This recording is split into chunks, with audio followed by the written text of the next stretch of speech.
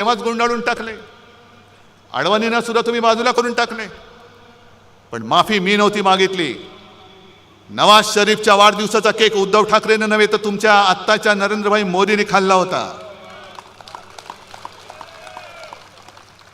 अगदी लहानपणी माझ्या आजूबाजूला मुस्लिम कुटुंब राहायची. ईदच्या दिवशी त्यांच्या घरनं मला जेवण यायचं आणि त्यांच्या ताजियाखालनं मी जायचो. हे उद्धव ठाकरे नव्हता म्हणाला, हे नरेंद्र मोदी बोलले होते. किती काढू, माझ्या फोनमध्ये 100च्या वरती फोटो आहेत. सगळे जण टोप्या घालून बसलेत. मोहन भागवत मशिदीमध्ये गेले होते, उद्धव ठाकरे गेलेले नाहीत. आणि दगाबाजीचा तुम्ही जो काही उल्लेख केलात, हिंदुत्व तुम्ही आम्हाला शिकवताय. उद्या 26 जानेवारी आहे, प्रजासत्ताक दिन. आपल्या देशाचा तिरंगा आहे, त्या तिरंग्यामध्ये सुद्धा हिरवा आहे. जो तिरंगा तुम्ही अनेक वर्ष स्वातंत्र्यानंतर सुद्धा तुमच्या कार्यालयावरती लावत नव्हतात. आणि तुम्ही जर का आम्हाला हिंदुत्व शिकवत असाल तर आमचा झेंडा हा छत्रपती शिवरायांचा भगवा आहे, ज्याला डाग लावण्याचा तुम्ही प्रयत्न केलात.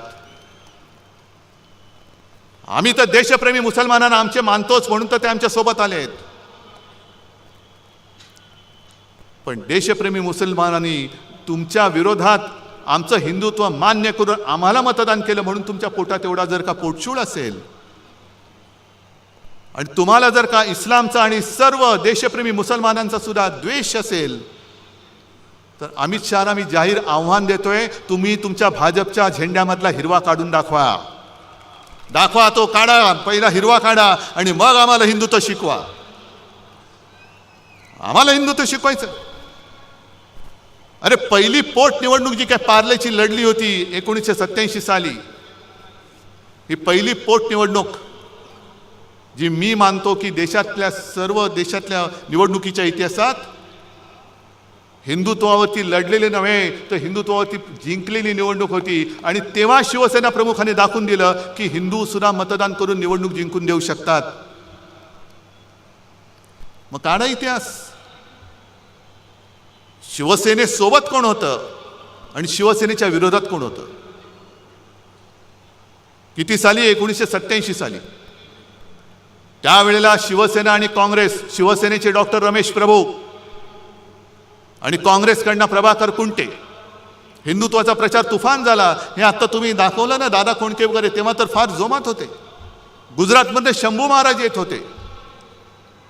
आणि त्याही वेळेच्या भाषणामध्ये शिवसेना प्रमुखांची स्पष्ट भाषणं आहेत, आम्हाला देशप्रेमी मुसलमानांचं वावडं नाही. जे देशद्रोही आहेत, पाक धार्जिणे आहेत, त्यांचा आमचा तो कोणी असेल, तो हिंदू जरी असला आणि पाक धार्जिणा असला जसा कुरुलकर सारखा, तरी तो आमचा नाही.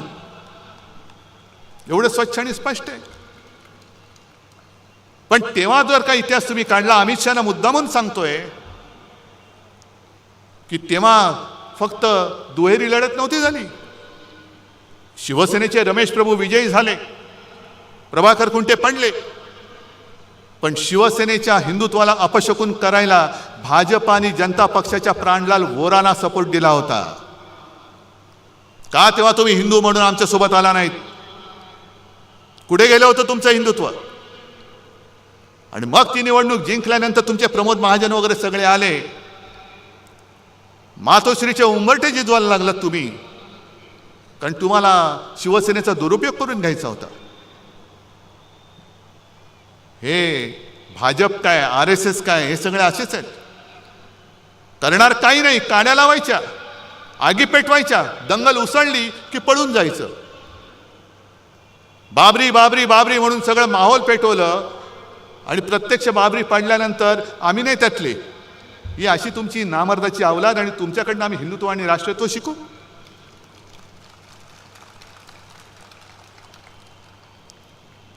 आणि तीच ती निवडणूक होती. हिंदुत्वाच्या मुद्द्यावरती शिवसेना प्रमुखांचा आणि नंतर सुभाष देसाईंचा पण त्या निवडणुकीत शिवसेना प्रमुखांचा मतदानाचा अधिकार काढून घेण्यात आला. तीच ती निवडणूक होती ज्याच्यामुळे शिवसेना प्रमुखांना आयुष्यात कधी निवडणूक लढणारच नव्हते, पण त्यांना निवडणूक लढवण्यापासून 6 वर्ष लांब ठेवण्यात आलं. आणि तो निर्णय अंमलात आणला तेव्हा काँग्रेसचं सरकार नव्हतं, अटल बिहारी वाजपेयींचं सरकार होतं. आणि आज तुम्ही आम्हाला बाळासाहेबांचं प्रेम शिकवत आहे. हे खरं आहे की 2000 साली छगन भुजबळ इथले गृहमंत्री असताना त्यांनी शिवसेना प्रमुखांच्या अटकेचा प्रयत्न केला होता. नंतर सगळं मिटलं, ते स्वतः घरी आले, सगळं झालं.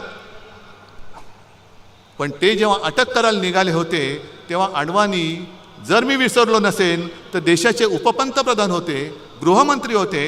आणि शिवसेना प्रमुखांना जर अटक केली तर राज्यामध्ये आगडोंब उसळेल. तो उसळू नये म्हणून त्यांनी सीमा सुरक्षा दल किंवा केंद्रीय राखीव दल जे आहे ते शिवसेना प्रमुखांनी त्यांना अटक झाली तर दंगल उसळली तर बंदोबस्त करायला भाजप सरकारने महाराष्ट्रात पाठवलं होतं. हे तुमचं बाळासाहेबांचं प्रेम. ताडायची झाली तर तुमची साल्टी खूप ताडता येतील. एवढी साल्टी निघतील की तुम्ही गावात फिरायच्या लायकीचे राहणार नाही. त्याच्यामुळे तुम्ही आमच्या अंगावर येण्याचा प्रयत्न करू नका. आज 23 जानेवारी आहे.